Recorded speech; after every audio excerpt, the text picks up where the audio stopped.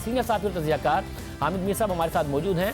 मीर साहब, बहुत शुक्रिया हमें शो में ज्वाइन करने के लिए। हमने गिनती के साथ दिखाया भी, एक दफ़ा नहीं 15 दफ़ा मुतअद्दिद बार आप बार बार कहते रहे और वज़ीर आज़म का भी बता के कहते रहे कि आप अपनी गलती मान लें, माफ़ी मांग लें। और फैसल वाडा साहब ज़ाहिर खुद भी कह रहे थे कि अगर मुझे कोई गलती होगी, कोई ऐसी बात होगी तो मैं किसी के कहने से पहले माफ़ी मांग लूँगा। और उन्होंने अपनी गलती नहीं मानी, माफ़ी भी नहीं मानी। आप समझते हैं ये जो अपोजिशन का इल्ज़ाम है वो दुरुस्त है? काशिफ अब्बासी साहब पर पाबंदी लगी, वापस हो गई और एक दिन की उनको इजाज़त आज ज़रूर मिली, ये क्या मामला है? देखिए, मैं जो बार बार इंसिस्ट कर रहा था, मैं बार बार इसरार कर रहा था फैसल वाडा साहब से कि आप माजरत कर लें, माफ़ी मांग लें, उसकी एक बैकग्राउंड थी, कुछ मेरे पास इंफॉर्मेशन थी। और वैसे भी देखें ना कि जो हमारा आईन पाकिस्तान का आर्टिकल 19 है, आर्टिकल 19 जो है, उसमें लिखा हुआ है कि आप तहजीब और इखलाक के ख़िलाफ़, यानी कि आप कोई डिसेंसी के ख़िलाफ़ कोई आप बात करेंगे तो वो आज़ादी इजहार के ज़ुमरे में नहीं आती। हमारे आर्टिकल 19 में बहुत सी पाबंदियां हैं और उसमें फिर आर्म फोर्सेस का भी जिक्र है, तो वो जो बूट है उसके ज़रिए उनकी भी तस्दीक हुई। इसलिए मैं उनको बार बार एक मौका दे रहा था कि वो कर लें, बात ख़त्म हो जाए। अच्छा, मैं बार बार ये क्यों कर रहा था?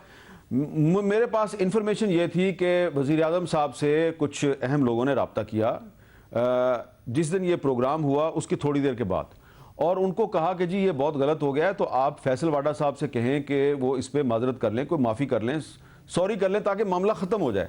लेकिन फैसल वाडा साहब जो हैं वो उनको उस वक्त तो वज़ीर आज़म ने नहीं कहा। अगले दिन यानी कि कल वज़ीर आज़म का फैसल वाडा से रब्ता हुआ और प्रोग्राम से पहले जो है वो मैंने काफ़ी कोशिश की मुझे पता चल जाए कि इनकी आपस में क्या बात हुई है। तो फैसल वाडा साहब ने ये तो कन्फर्म किया कि वज़ीर आज़म का उनसे रब्ता हुआ है, लेकिन वो ये नहीं बता रहे थे कि क्या बात हुई है। बहरहाल प्रोग्राम में जब हमने प्रोब किया तो उन्होंने ये कह दिया कि जी वज़ीर आज़म ने डिसप्लेयर शो किया है बूट के मामले पर।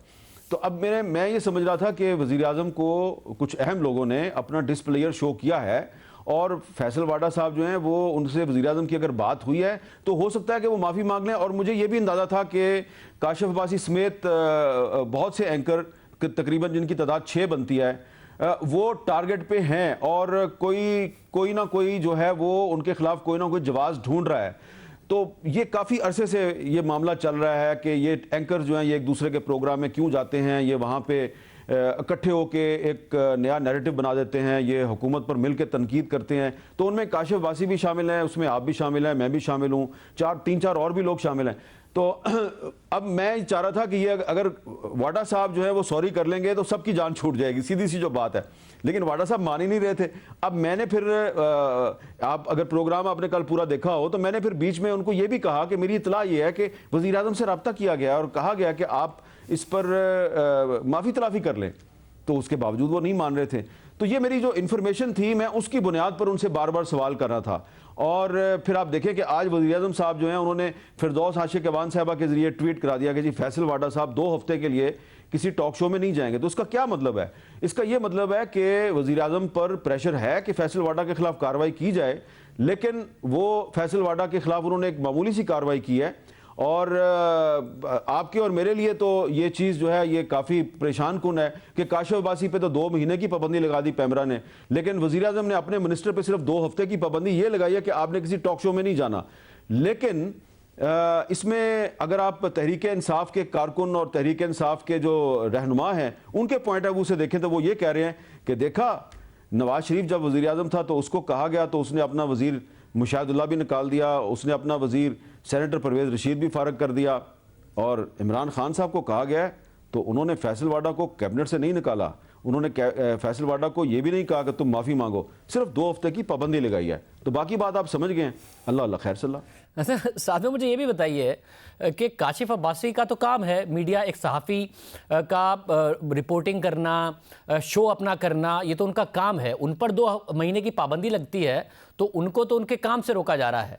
जहाँ तक हुकूमत की का मामला है, इस वक्त तो सूरत हाल ये है कि इत्तेहादी भी हुकूमत पर इल्ज़ामात लगा रहे हैं, उन पर तनकीद कर रहे हैं, और आजकल तो हुकूमती वज़रा को टॉक शोज़ में लाना मुश्किल हो गया है। वो वैसे ही कतरा रहे हैं प्रोग्राम्स में आने के लिए और हुकूमत की कारकर्दगी का दिफा करने के लिए, और बाकायदा तौर पर खबर आती है कि वज़ीर आज़म कहते हैं अपने वज़रा को कि जाके हुकूमत की कारकर्दगी का दिफा करो, प्रेस कॉन्फ्रेंस करो, मस्बत हुकूमत का इमेज बनाओ। तो ऐसी सूरत हाल में जब वैसे ही वज़रा कतरा रहे हों, ये फैसल वाडा साहब को 2 हफ्ते की जो सज़ा दी गई है कि आप टीवी पे नहीं जाएंगे, ये सज़ा दी गई है या रिलीफ दिया गया है? और असल में सज़ा तो काशिफ अब्बासी साहब को दी गई 2 महीने की पाबंदी लगा के, उनका काम है ये करना। देखें, काशिफ अब्बासी साहब को जो सज़ा दी गई है उसको तो आप भी समझते हैं कि ये नाइंसाफ़ी है, मैं भी समझता हूँ नाइंसाफ़ी है। तमाम पाकिस्तान की सहाफ़ती तंजीमें उसकी मजम्मत कर रही हैं, लेकिन मेरा ये ख्याल है कि फैसल वाडा साहब जो हैं उनको प्राइम मिनिस्टर ने ये तो कह दिया कि ये आपने अच्छा नहीं किया, लेकिन जो 2 हफ्ते की उन पर टॉक शोज़ में जाने की पाबंदी आयद की गई है, मेरा ख्याल है कि ये फैसल वाडा साहब के लिए रिलीफ है। क्योंकि अब अगर वो जाते इन दिनों में, अगले 2 हफ्ते किसी टॉक शो में जाते, तो जाहिर बात है तमाम टॉक शोज़ में तो उनका सोलो इंटरव्यू नहीं ना होगा। कल हमने भी उनको सोलो इसलिए बुलाया कि अगर उनके साथ नून लीग या पीपल्स पार्टी को बिठाते तो लड़ाई हो जाती इनकी आपस में, तो हमने कहा इनके साथ आज के दिन एक 1-to-1 कर लें। लेकिन सब टॉक शोज में तो 1-to-1 इंटरव्यू नहीं मिलेगा, कहीं ना कहीं तो पीपल्स पार्टी और नून लीग बैठेगी और 8-10 दिन तक तो वो फैसल वाडा साहब को आड़े हाथों लेंगे, तो उनको तो रिलीफ मिल गया कि अब वो तकरीबन 2 हफ्ते के लिए वो टॉक शोज में नहीं जाएंगे। 2 हफ्ते के बाद जब वो आएंगे टॉक शोज में, तो तब तक मुस्लिम लीग नून का और पीपल्स पार्टी का गुस्सा काफ़ी कम हो चुका होगा। तो मेरे ख्याल से फैसल वाडा को तो रिलीफ मिला है। बहुत शुक्रिया, आमिर मीर साहब हमारे साथ मौजूद थे।